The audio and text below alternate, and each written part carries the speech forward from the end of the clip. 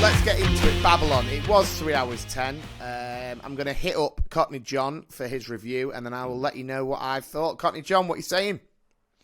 I really liked it. I got to be honest. I thought it was a love letter to Hollywood when it was like the history of Hollywood, and I think that was really sort of cemented at the end when it had sort of little clips from Hollywood blockbusters over the past 100 years.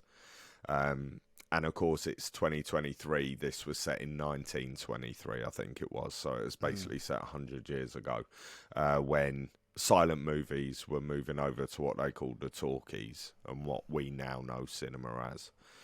And it was definitely split into 3 acts, wasn't it? There was, the first act, second act, third act.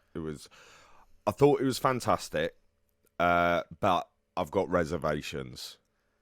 Okay. I'll definitely watch it again. I thought it was too long, essentially. Even though it was amazing, I did think it was too long. I think they could have trimmed half an hour, 40 minutes off it quite easily.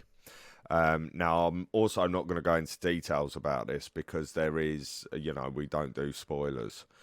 But there is a scene in it in the third act that just, to me, didn't fit the rest of the film. I think if anyone's already seen it, I think they'll know what scene I'm talking about. And if you go and see it, which I recommend you do go and see it, it sort of comes out of nowhere. And I was saying to you, it reminded me of that Bruce Willis film, Sin City, the comic book film, which for this type of film, it just didn't fit for me. It took me out of the film. I was heavily invested in the film, especially considering I really weren't up for a 3-hour film. I was really heavily invested in it, and all of a sudden, I was not at all. And I was completely taken out of it. I was back in the cinema and just sort of wondering to myself why they'd chosen to do that.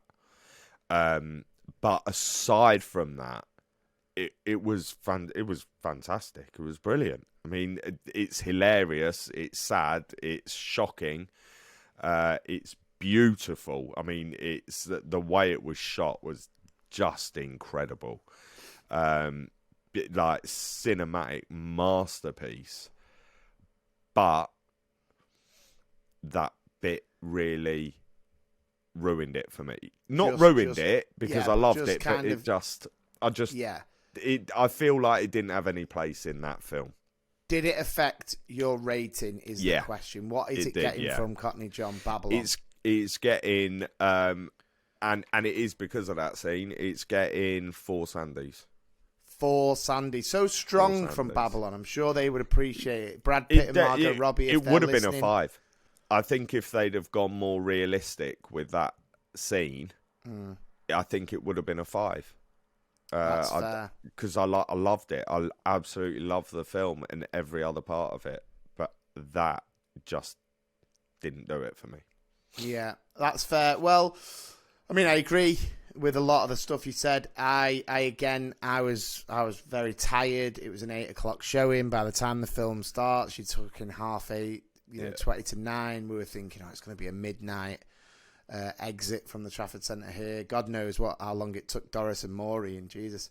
But I'd seen a lot of things on TikTok. Some people loving it, some people not loving it. I tried to stay clear of movie reviews. I don't really listen to that many because I like to have my own view and I don't want to be kind of either too up for it or whatever. I kind of make my own view. We saw the trailer for this. I think we saw the trailer for this when we first saw Don't Worry Darling. So the first episode of the Big Movie Podcast, we saw a trailer for this and immediately turned to each other and went, well up for that.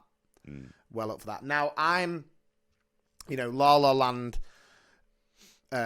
didn't quite. I'm not really massive on musicals. I know it did well. I know it's got a lot of love. So the director's not one that I'm hunting his films down. But I have to say, going into it a little bit tired, thinking, the first hour, especially the first hour of Babylon is absolutely tremendous. It is one of the best. It went so fast, and it was so hectic, and it was so enjoyable, and it was hilarious in parts as well. And a huge shout out. I mean, we've waxed lyrical about Brad Pitt on this podcast many a time. But Brad Pitt is something else, and he is like a fine wine. Every time he spoke, you laughed. Every time he spoke in the first hour, you laughed. Brilliant. He was absolutely brilliant. Margot Robbie, I mean, she is the leading lady at the moment. She cannot do wrong in my eyes, and that's not just because she's obviously stunning. She's a hell of an actress as well. Yeah.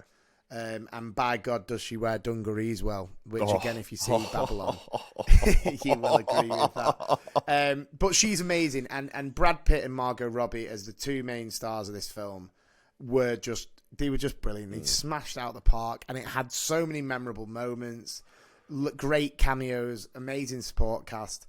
Like you said, the cinematography, the music, the score, the sound of it was just epic, and you felt it kind of what's the word? Not transformed you, but transported you to 90s, 30s Hollywood, and the parties and what they got up to and how crazy it was and what they got away with and all of that kind of jazz, and how stressful it was making films. Obviously, when you're talking about talking pictures for the first time, I completely agree with you. I think it was probably half an hour too long, but I don't like to dwell on that because actually, I always go into work the next day and people say, "Oh, did you go to cinema? Yeah, what did you see? Babylon.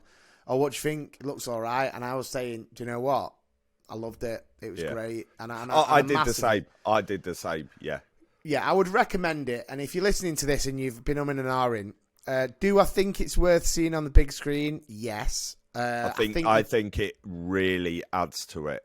It's one of them does, films. But I do also think cinema that if you don't make it to the cinema for some reason, because times are crazy, times are hard, it's still you will enjoy that film just when you're chilling. Yeah. But the issue is, if you go to the cinema, you are making a date, and you are boxing off that night as a cinema, as a married father of two. Yeah. If I proposed Kim a 3-hour film, you're looking at us needing 2 days without the children. It is insane.